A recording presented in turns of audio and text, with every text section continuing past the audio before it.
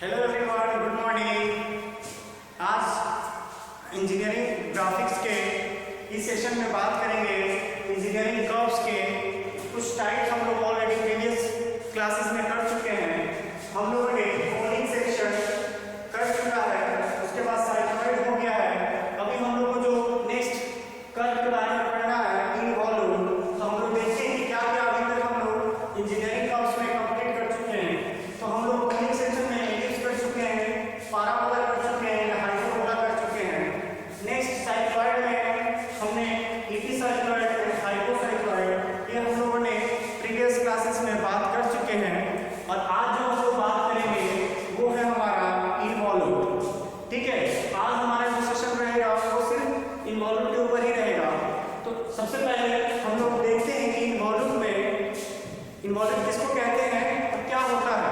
तो हमने यहाँ पे इसका एक डेफिनेशन लिखा है, तो इसको हम लोग पढ़ के और समझने की कोशिश करते हैं कि इनवॉल्यूम है क्या।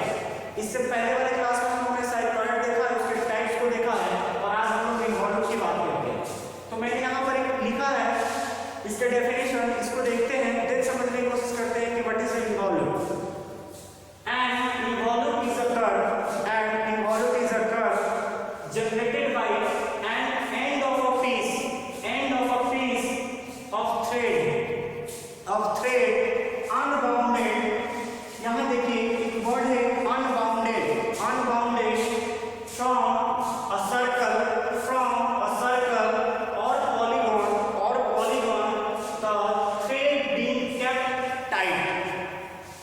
अब इसमें कह रहा है कि कोई एक सर्कल है या पॉलीगन है, हम उसमें थ्रेड है, उस थ्रेड को अनबाउंड करेंगे तो जो मुझे कर्व उससे मिलेगा उसको कहेंगे हम लोग इनवॉल्यूम। बट कंडीशन ये है कि थ्रेड भी केप्ट टाइट, उसमें मूवमेंट नहीं होनी चाहिए। कैसे, थोड़ा हम लोग एग्जांपल से देखते हैं। इससे पहले हम लोग साइक्लॉइड के बारे में देखे थे कि साइक्लॉइड क्या होता है। Cycloid a circular object moves और rolls in a straight surface one complete revolution without sleeping। तो इसमें क्या था, हमारा एक स्ट्रेट लाइन में ये कोई भी सर्कुलर ऑब्जेक्ट था जो मूव कर रहा था। तो यहाँ से हमें क्या हो रहा था, इसके जैसे जैसे इस पॉइंट को मूव कर रहा था उससे हमको एक कर्व मिल रहा था जिसको हम साइक्लॉइड कह रहे थे। बट आज हम लोग बात करेंगे इनवॉल्यूम का। तो इनवॉल्यूम में कह रहा है कि एक कर्व है, एक थ्रेड को अनबाउंड करना है। तो कोई भी हमारे पास सर्कुलर ऑब्जेक्ट है जिसमें क्या है, थ्रेड बाउंडेड है। जब हम उसको उस थ्रेड को अनबाउंड करेंगे तो किस टाइप का हमें कर्व मिलेगा, उस कर्व को ही हम कहेंगे इनवॉल्यूम। कैसे, सपोज इसके अंदर बहुत सारे थ्रेड बाउंडेड है और इसको हम फिक्स कर दें और एक एंड पकड़ के जब हम उसको अनबाउंड करेंगे तो मुझे एक कर्व मिलेगा। इसी तरह के कर्व को हम इनवॉल्यूम कहेंगे। जैसे मान लीजिए मैंने इसको फिक्स कर रखा है और इसके अंदर थ्रेड था, उस थ्रेड को हम लोग किसी एक पॉइंट से पकड़ के अनबाउंड कर रहे हैं, तो मुझे इस तरह से अनबाउंड होगा और यहाँ से हमको इस तरह से एक कर्व जनरेट होगा जिसको हम लोग कहेंगे इनवॉल्यूम। ठीक है, मतलब थोड़ा एक रिवर्स है। ये देखेंगे हम लोग साइक्लॉइड का इनवर्स टाइप का चीज है। ठीक है, तो इसको क्वेश्चन के माध्यम से हम लोग थोड़ा सा करने की कोशिश करते हैं कि कैसा आएगा, और क्वेश्चन देखते हैं और उसके बाद हम लोग इसको ड्रॉ करते हैं इनवॉल्यूम को। तो सबसे पहले क्वेश्चन मैं यहाँ पर लिखता हूँ, उसके बाद हम लोग डिस्कस करते हैं।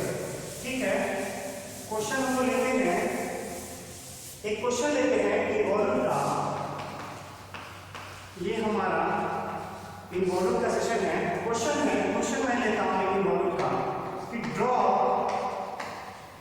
And इनवॉल्यूम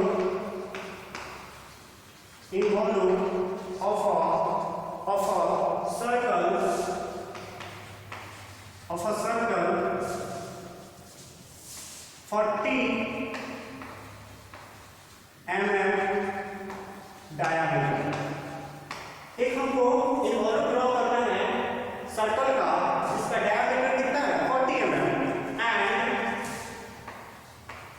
and also draw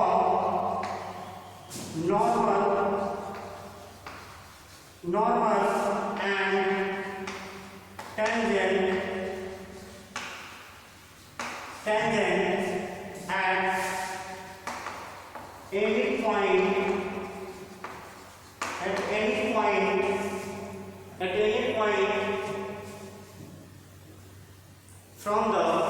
at any point from the center of the circle के सेंटर से कोई भी एक पॉइंट लेंगे उसके कर्व पे और वहां पे हम लोग नॉर्मल टेंजेंट डालेंगे। जब इसको बनाएंगे तो हम लोग देखेंगे कि कैसे लेते हैं। मैंने आपको मेंशन किया एट एनी पॉइंट, बट कोई जरूरत नहीं है कि हर जगह एट एनी पॉइंट लिखा रहे। समथिंग आपको कुछ ना कुछ और न्यूमेरिकल वैल्यू दिया होगा और कहेगा कि उस सेंटर से उतने डिस्टेंस पे हमको नॉर्मल एंड टेंजेंट ड्रॉ करना है। तो आगे जब हम इसको ड्रॉ करेंगे तो देखेंगे। तो ये हमारा क्वेश्चन है इन्वॉल्व का, इसका हमको कैसे सीट पे बनाना है और कैसे हमारा ये मॉड्यूल आएगा उसको हम लोग देखते हैं। तो सबसे पहले हम लोग इसमें देखते हैं हमको गिवन क्या है। गिवन में हमको डाया ऑफ सर्कल का डायामीटर गिवन है। तो हम लोग इसको देखते हैं इसको कैसे सीट पे बनाएंगे। तो सीट पे बनाने से पहले इसको मैं इरेज करता हूँ और देखते हैं इसको हम लोग सीट पे कैसे बनाएंगे। आइए हम लोग इस सेशन में दो तरह की चीजें बात करेंगे। जैसे डेफिनेशन में लिखा हुआ था सर्कल और पॉलीगन का, तो अभी बात कर रहे हैं हम सर्कल का। नेक्स्ट वीडियो में हम लोग बात करेंगे पॉलीगन्स के टाइप का, एक दो क्वेश्चन हम लोग लेंगे और उसको देखेंगे। तो अभी बात कर रहे हैं सर्कल का। तो सर्कल में हमको एक चीज तो मिल गया, इसकी डाया ऑफ सर्कल से यहाँ से रेडियस हम निकाल सकते हैं और उस रेडियस की मदद से देखते हैं कि कैसा हमारा ये मॉडल क्रिएट हो रहा है। चलते हैं इसको बनाते हैं सीट पे। तो मैं इरेज करता हूँ।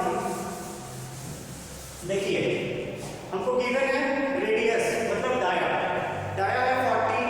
तो हम लोग सबसे पहले क्या करेंगे, सीट को बनाने से पहले हम लोग को कंपास पे कोई भी सीट पे एक हम पॉइंट कंसीडर कर लेंगे। मैं यहाँ पे पॉइंट कंसीडर कर रहा हूँ और कंपास पे 20 mm का क्या करेंगे, डिस्टेंस मेजर करेंगे और इसको सेंटर मानते हुए एक हम यहाँ से 20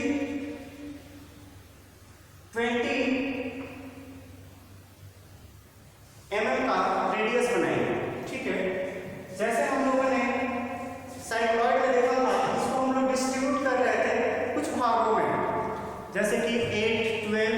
तो उसी तरह यहाँ भी हम लोग करेंगे। इसको क्या करेंगे, हमारा जहाँ भी ये पॉइंट होगा वहां से इसको पैरेलली लेकर जाएंगे सेंटर पे और इसकी मदद से हम लोग इस सर्कल को 4 भागों में डिस्ट्रीब्यूट करेंगे, इक्वली 4 भागों में।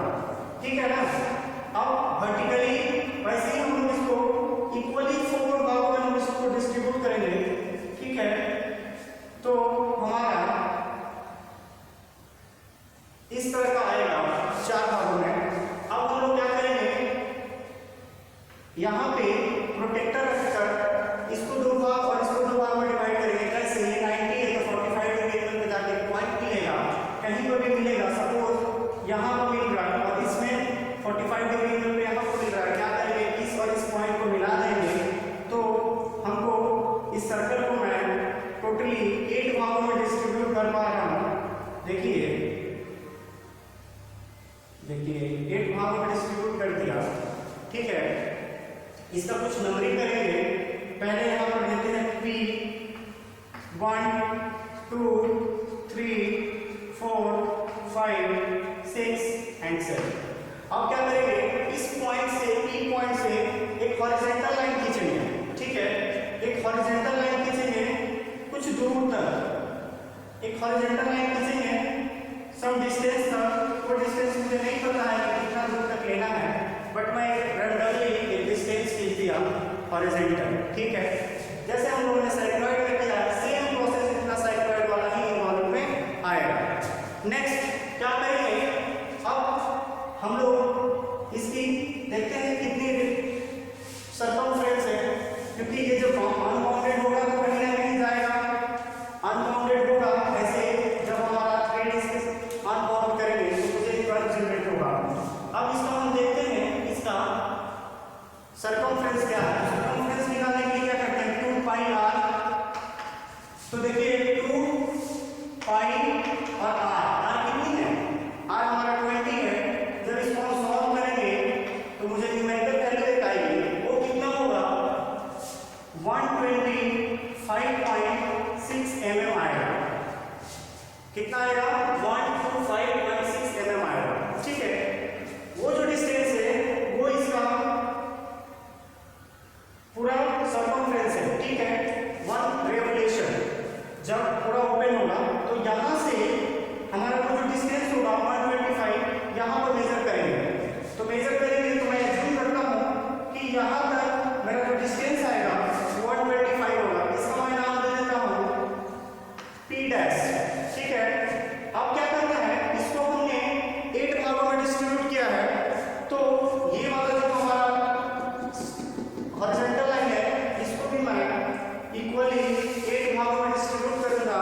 जैसे स्केल में करते हैं हम लोग, क्या करेंगे, कंपास में कोई भी डिस्टेंस लेंगे और उसको इक्वली हम 8 भागों में डिस्ट्रीब्यूट करेंगे, इक्वली करेंगे। ठीक है, 1 2 3 4 5 6 7 और 8। ठीक है, इस पॉइंट और इस पॉइंट को मिलाएंगे। जैसे हम लोगों ने स्केल में बहुत सारे क्वेश्चन किए हैं और इसके पैरेलल चल के लाइन खींचेंगे तो हमारी लाइन कुछ ना कुछ इस तरह से आएगी, जो आप ऑलरेडी इसको खींचना जानते हैं।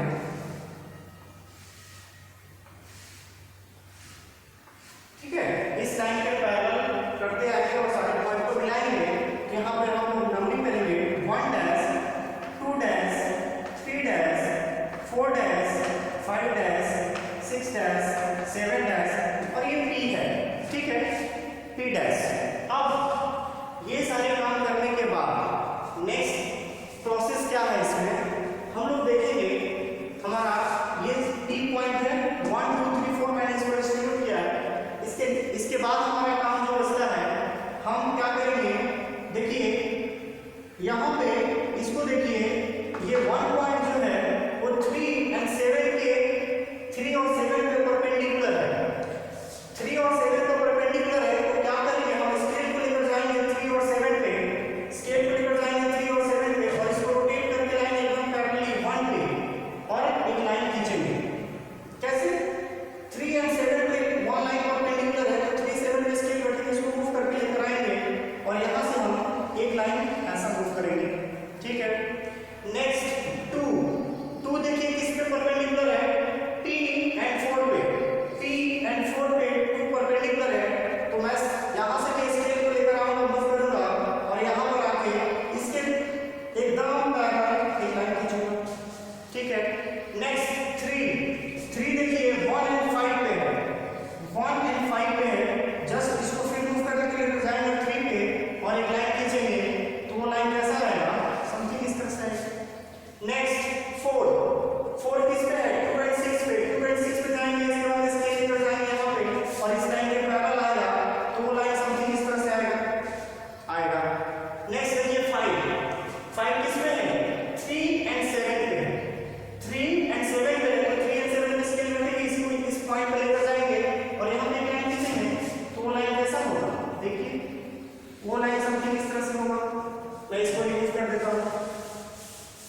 ठीक है, वो लाइन मेरा ऐसा आएगा।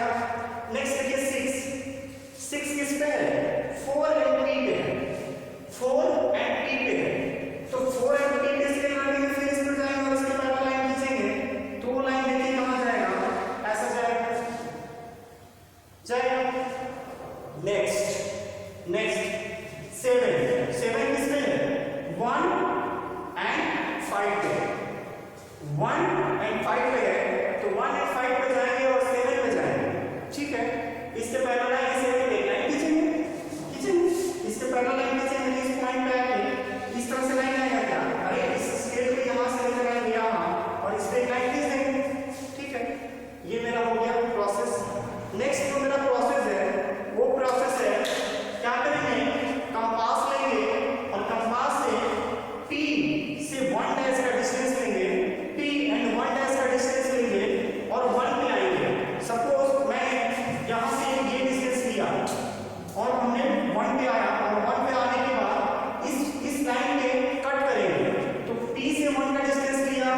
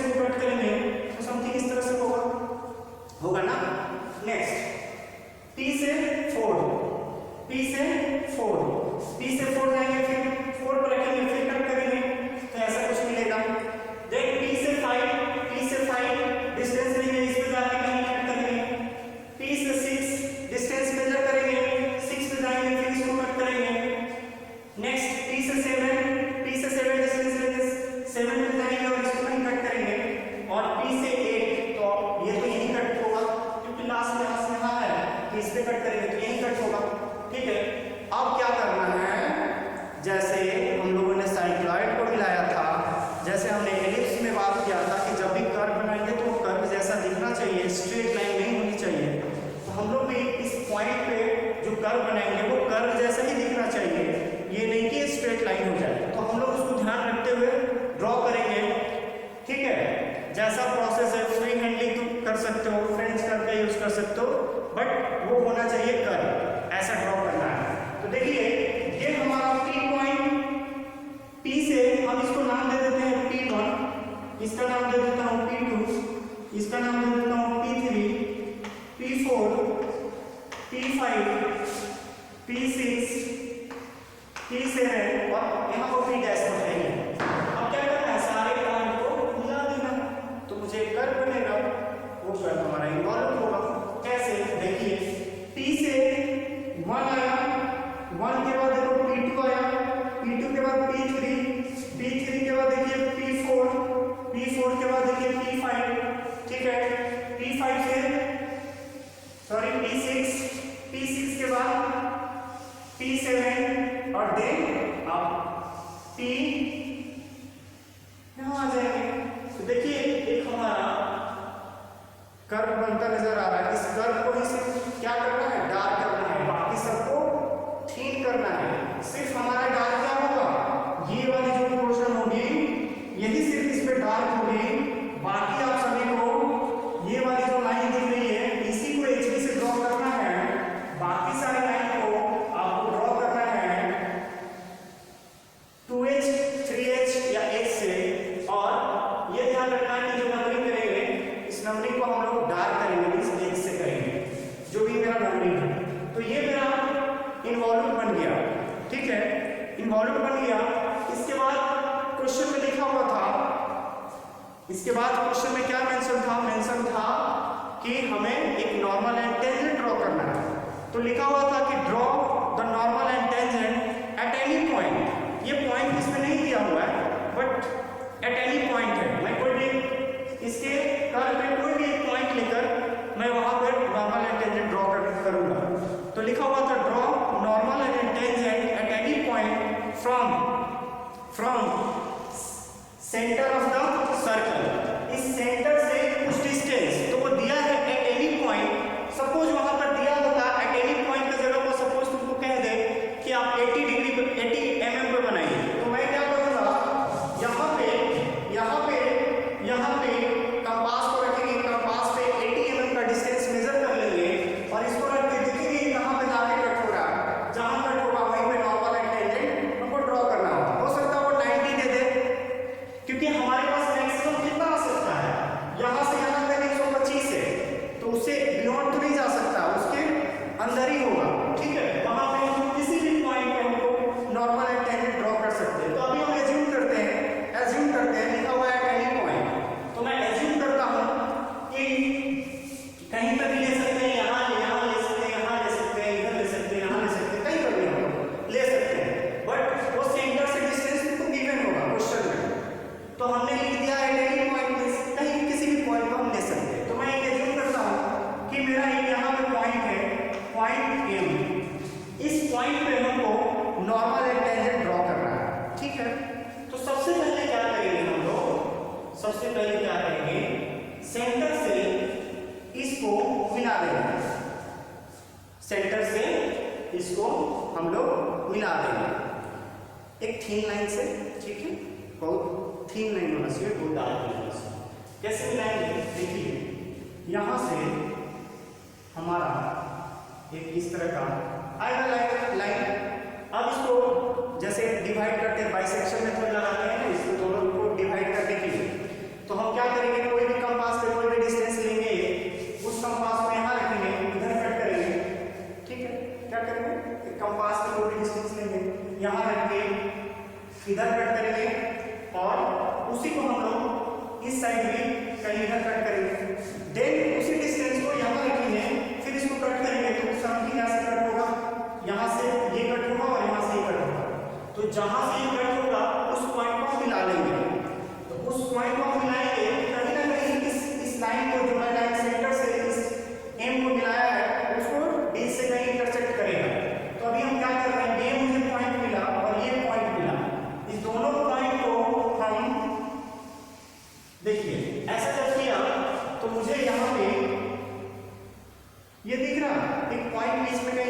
कर रहा है, ठीक है। अब ये जो पॉइंट इंटरसेक्ट कर रहा है, अब क्या करना है मुझे, क्या करना है, इस पे हम लोग यहां से ये डिस्टेंस लेंगे, यहां से ये डिस्टेंस लेंगे, उसके बाद यहां से ये डिस्टेंस लेंगे और इस पे सेमी सर्कल खींचेंगे, ठीक है। कैसे, यहां पर सर्कल खींचे, इसको आप मेजर कर लीजिए कंपास से, यहां पर रखिए और इस पॉइंट पर रखिए, तो समथिंग आपको इस तरह से एक सर्कल मिलेगा ना। देखिए कैसे, यहां से यहां पर सेंटर मानिएगा, ये रेडियस समझ लीजिए, तो इसका हाफ सर्कल बनाना है, तो कैसे बनेगा वो, इस तरह से कुछ बनेगा क्या,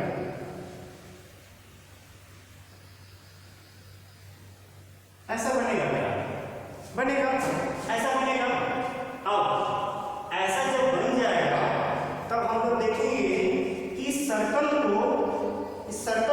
ये जो हाफ सर्कल आया था कहां टच कर रहा है, तो देखिए इस पॉइंट पे टच कर रहा है, दिख रहा है क्या, इस पॉइंट पे टच कर रहा है, तो जिस पॉइंट पे वो टच करेगा उस पॉइंट को और इस पॉइंट को मिला देंगे लाइन से, और ये जो लाइन होगा यही मेरा नॉर्मल होगा। कैसे, इस पॉइंट को और इस पॉइंट को हम मिला देंगे तो मुझे इस तरह का एक लाइन मिलेगा।